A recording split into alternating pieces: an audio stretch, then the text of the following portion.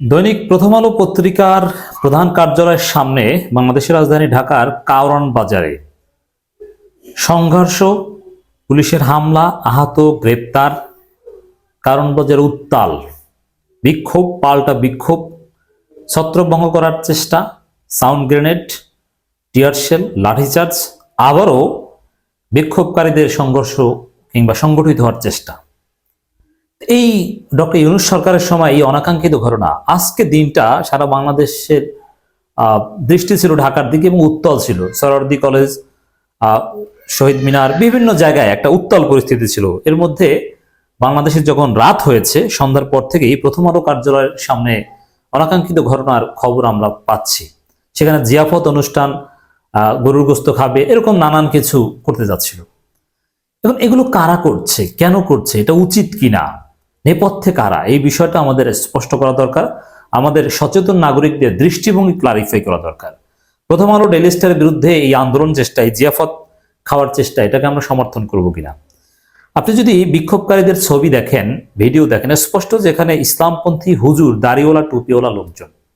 কিন্তু ইসলামপন্থী হুজুর, দাড়িওয়ালা, টুপিওয়ালা লোকজন তো বিভিন্ন ঘরানার আছে, কিন্তু তারা কারা?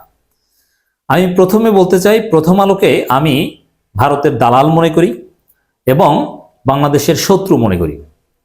বিএনপি জামাতের শত্রু, প্রথম আলো ভারতের এজেন্ডা বাস্তবায়নের কাজ করে, এখনো করছে, এবং প্রথম আলোর প্রচন্ড শক্তি বাংলাদেশে ডক্টর ইউনূস সরকারকে নানানভাবে প্রভাবিত করতে পারছে। এই উপদেষ্টা পরিষদে অনেক লোক ঢুকেছে প্রথম আলো কোটায়। অতএব প্রথম আলোর বিরুদ্ধে আমাদের স্পষ্ট অবস্থান, এবং নানান সময় প্রথম আলোর সমালোচনা করেছি। প্রথম আলোর পত্রিকা পুড়িয়ে ঢাকা বিশ্ববিদ্যালয়ে যে প্রতীকী প্রতিবাদ কর্মসূচি হয়েছে সেখানেও আমরা সমর্থন দিয়েছি। কিন্তু কারওয়ান বাজারে প্রথম আলো কার্যালয়ের সামনে এই জিয়াফত খাওয়াকে কেন্দ্র করে যা ঘটেছে, আমি ব্যক্তিগতভাবে সেটা উচিত মনে করি না। আমি মনে করি প্রথম আলো যে অন্যায় করেছে সেটা যদি আমাদের সমাধান করতে হয়, প্রথমে হচ্ছে পাল্টা বিকল্প প্রথম আলো আমাদের তৈরি করতে হবে। গায়ের জোরে শক্তি দিয়ে একটা মিডিয়াকে আপনি শেষ করতে পারবেন না। এজন্য আমার দেশের প্রতি আমাদের ভরসা। আপনারা আমার দেশ কিনবেন, প্রথম আলো পড়া বাদ দিবেন, প্রথম আলোর সার্কুলেশন কমে যাবে, আমার দেশের কোয়ালিটি বৃদ্ধি করতে হবে। প্রথম আলো যে কারণে তরুণ প্রজন্ম পড়ে, প্রথম আলোর কন্টেন্ট কিন্তু অনেক ভালো, এবং তরুণদের বা পাঠকদের চাহিদা যেদিকে সেই কন্টেন্টগুলো তারা দেয়। এরকম বিকল্প আমরা দেশপ্রেমিক পত্রিকা তৈরি করব, এর মাধ্যমে প্রথম আলোকে আমরা ডাউন দেব। গায়ের জোরে প্রথম আলো কার্যালয়ের সামনে জিয়াফত খাওয়ার মাধ্যমে নয়, সংঘাত সংঘর্ষ করে না। হ্যাঁ, প্রতিবাদের অংশ হিসাবে প্রতীকীভাবে পত্রিকা পড়ানো কর্মসূচি হতে পারে, মানে এর অর্থ হচ্ছে ওই পত্রিকা কিনবেন না। আমাদের প্রতিবাদের প্রধান ভাষা হচ্ছে ওই পত্রিকা আমরা কিনবো না, কিন্তু জিয়াফত খেতে যে মারামারি করব, এটা কিন্তু আমরা করব না। হ্যাঁ, এর আগে এটাও বলে নিই, বিক্ষোভকারীরা সেখানে জিয়াফত খেতে গিয়েছে, কিন্তু তারা প্রথম আলো কার্যালয়ে ঢোকার চেষ্টা করেছে কিনা, না, সে চেষ্টা করেনি। তাদের উপর হামলা করা হয়েছে, আমরা এর নিন্দা জানাই। বিক্ষোভ করার অধিকারও যে কারো রয়েছে, জিয়াফত খাওয়ার অধিকারও রয়েছে, কিন্তু হ্যাঁ, কেউ যদি প্রথম আলো কার্যালয়ে ঢুকে যাওয়ার চেষ্টা করে সেটা একটা আপত্তিকর বিষয়। এখন আজকে যারা বিক্ষোভ করে, যদিও একেবারে পত্রিকা অফিসের সামনে গিয়ে এইভাবে বিক্ষোভ করা, এটা ওই প্রথম আলোর বিরুদ্ধে কার্যকর কোনো বিক্ষোভ বা আন্দোলন নয়। প্রথম আলোর বিরুদ্ধে কার্যকর আন্দোলন হচ্ছে যে বিকল্প প্রথম আলো তৈরি করা, প্রথম আলো কেনা কমিয়ে দেওয়া, প্রচারণা চালানো যে এই পত্রিকা কিনবেন না। এই পত্রিকা যদি না কেনে মানুষ, তাহলে এর গুরুত্ব এমনিই কমে যাবে, এর সামাজিক পাওয়ার এগুলো কমে যাবে, ভারতের দালালি করলেও কিছু আসবে যাবে না। মানে এইভাবে আমাদের কাজ করতে হবে। আর সবচেয়ে বড় বিষয়, আমাদের বিকল্প তৈরি করতে হবে। প্রথম আলোর সাংবাদিকরা সবচেয়ে যোগ্য সাংবাদিকদের মধ্যে পড়ে, এবং তাদের বানান, তাদের পত্রিকার ডেকোরেশন থেকে শুরু করে পৃষ্ঠার মান, এগুলো সবকিছু সমৃদ্ধ। অতএব তাদেরকে আমাদের সুপারসিড করতে হবে, এটাই হচ্ছে আমাদের করণীয়। হ্যাঁ, তারা দেশের বিরুদ্ধে, ইসলামের বিরুদ্ধে, জনতার বিরুদ্ধে অনেক ষড়যন্ত্র করেছে, ভারতের দালালি করেছে, অনেক প্রমাণ আছে। এর বিরুদ্ধে আপনারা জেলায় জেলায় মামলা করেন। প্রথম আলোর বিরুদ্ধে আমরা লড়তে চাই মামলা করে, আইনিভাবে। বিক্ষোভও আমি সমর্থন করি, কিন্তু পত্রিকার কার্যালয়ে ঢুকে যাওয়ার সম্ভাবনা, যার ফলশ্রুতিতে এই যুক্তি দিয়ে পুলিশ হামলা করে বা সেনাবাহিনী হামলা করবে, এই পরিস্থিতি আমরা চাই না। অত কাছাকাছি যাওয়াটা সমর্থন করছি না। এর সাথে সাথে এটাও প্রমাণিত হয় যে পুলিশ, সেনাবাহিনী বা এরা কিন্তু, এদের উপর প্রথম আলো কতটা প্রভাব রাখে দেখলেন তো।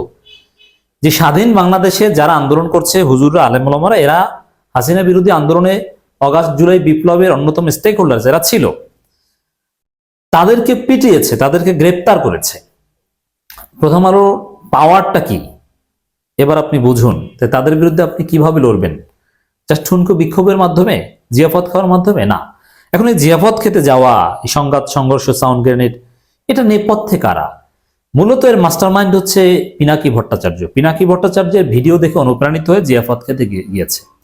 এখানে উগ্রবাদী, জঙ্গিবাদী বা হুজুরদের অতি উৎসাহী কোনো কাজ এটা বলবো না। যদি কাউকে দায়ী করতে হয়, পিনাকি ভট্টাচার্যকে দায়ী করতে হবে। এখন যে ঘটনা ঘটছে, এর পরবর্তীতে কি করবে, এটা সমাধান কি, এ বিষয়ে পিনাকি ভট্টাচার্যকে সুনির্দিষ্ট জবাবদিহি করতে হবে এবং তাকে নির্দেশনা দিতে হবে। এই আন্দোলন চালিয়ে যাবে, প্রথম আলো কার্যালয় ভাঙচুর করবে না কি করবে, আগুন দিয়ে পুড়িয়ে ফেলবে, পিনাকি ভট্টাচার্যকে সিদ্ধান্ত দিতে হবে। কারণ পিনাকি ভট্টাচার্যের কথা শুনে এরা গিয়েছে, এরা নিজেদের পক্ষ থেকে কোনো ক্রিয়েটিভ সিদ্ধান্ত নিয়ে ওখানে যায়নি। এরপরে প্রথম আলো কার্যালয়ের সামনে যে ঘটনা ঘটেছে, এখানে চরমনের লোকজন জড়িত বলে আমরা জানতে পেরেছি। যে কয়েকজন লোক গ্রেপ্তার হয়েছে তার মধ্যে চরমনের একজন, তেজগাঁও থানার একজন পোস্টেড নেতা সেখানে ছিল। অতএব চরমনাইয়ের এখানে একটা অতি উৎসাহী ভাব আছে এবং চরমনাইয়ের লোকজন বক্তব্যের বিবৃতিতেও কিন্তু প্রথম আলোর বিরোধিতা করে, যে প্রথম আলো টিস্যু পেপারের চাইতেও খারাপ। প্রথম আলোর বিরোধিতা জামাতের লোকজনও করে, কিন্তু এইভাবে চরমনাই যেভাবে করে ওইভাবে না। এখানে চরমনাইয়ের লোকজন, হুজুর, কৌমি বা এই টাইপের লোকজনে এখানে জড়িত এবং তারা পিনাকি ভট্টাচার্যের ভক্ত। নেপথ্যেকার আশা করি বোঝাতে পেরেছি এবং এই পরিস্থিতিতে আমাদের জরুরি করণীয় কি সেটাও আশা করি আপনাদের বোঝাতে পেরেছি।